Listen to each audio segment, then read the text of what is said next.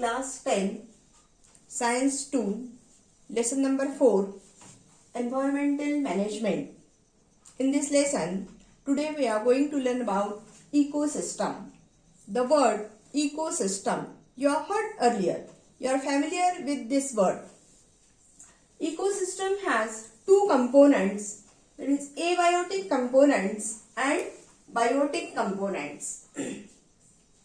Now, this abiotic and biotic component, they always have an interaction between them, and all these interactions, they together makes an ecosystem. Now let us see one example of this interaction. Biotic factors means living things, just plants, animals, microorganisms, all these are the biotic factors. Bio means living. Biotic factors means living things. Plants, animals, microorganisms, all these are the biotic factors. And abiotic factors means non-living things. That is air, water vapors, soil, sunlight, all these are the abiotic factor. And always there is an interaction between abiotic factors and biotic factors. Let us see the example. We are biotic factors. We breathe in the environment. While breathing, we inhale oxygen inside and exhale carbon dioxide outside. That means there is an interaction between environment and biotic factor. That means interaction between biotic factor and abiotic factor. Second example, the shoot system of the plants, they always grow toward the light. The shoot of the plant is always grow toward the light. This is the interaction between biotic factor, that is plant, and light, that is abiotic factor. That means there is always an interaction between biotic factor and abiotic factor. All these interaction makes an ecosystem. Now, this abiotic component, that means non-living things. These non-living things are classified into two terms, that is physical factors and chemical factors. Physical factors are air, water, vapors, soil, sunlight, all are the physical factors. And chemical factors means nutrients, minerals, salts, these are the chemical factors. Thus, chemical factors are again divided into two groups, inorganic substances and organic substances. These organic substances means carbon compounds. These organic substances they have a carbon as a main constituent. Carbon compounds, that are proteins, carbohydrate, fats. These are the organic substances. And inorganic substances, that is hydrogen, oxygen, nitrogen, that is calcium, sodium, potassium, all these are the inorganic substances. All these are the abiotic components. Now about biotic components. Bio means living. Biotic component means living organisms. These living organisms, that means biotic components, they are divided into two groups, autotrophic and heterotrophic.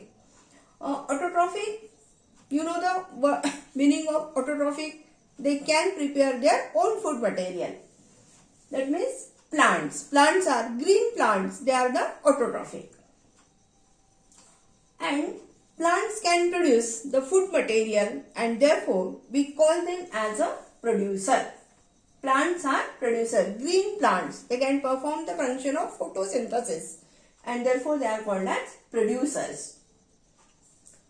Now what? Heterotrophic. Heterotrophic means they cannot prepare their own food material. That depends on others for their food. They are heterotrophic. Heterotrophic is again divided into two groups, consumers and decomposers. Now consumers, this term we are using 9th standard, that is in food chain. Consumer means that feed on others. They are consumers. भक्षक, ज्याला आपण मराठीत भक्षक म्हणतो. भक्षक म्हणजे consumer. They feed on others. That is consumer. Consumer are the animals. And these consumers are divided into 4 groups. That is primary consumer, secondary consumer, tertiary consumer and apex consumer or the top consumer. You know the word food chain that we are learning in 9th standard. There is always interaction between producers, consumers and decomposers. There is a sequence of feeding and this sequence is called food chain. Now, let's take the example of this food chain. Grass, which is a green plant, using sunlight, it makes its own food. Grasshopper, that feeds on grass. Grass is eaten by grasshopper. Therefore, grasshopper is called as a primary consumer. Grasshopper, that is eaten by frog. Therefore, frog is called as a secondary consumer. Snake, that is eaten by frog. Snake, that is eaten by eagle. Therefore, snake is called as a tertiary consumer. And these bacteria, fungi, they are the decomposers. Decomposers play an important role in ecosystem. Decomposers are the important factor of ecosystem. Because these decomposers, when the animals or they die, the elements or the molecules that are trapped in the bodies that are released back to nature by decomposer. This is a very important process.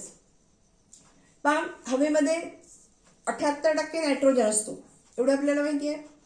तर हा nitrogen वनस्पती प्राण्यांमार्फत वापरला जातो आणि वनस्पतीच्या प्राण्यांच्या शरीरात वेगवेगळ्या कंपाऊंडच्या रूपामध्ये राहतो. जेव्हा प्राणी किंवा वनस्पती मरतात त्यावेळेला हा ऑक्सिजन डिकंपोजरच्या मार्फत वातावरणात पुन्हा परत पाठवला जातो. आणि हा जर परत पाठवला नसता तर एक दिवस असा आला असता की वातावरणातला नायट्रोजन संपून गेला असता.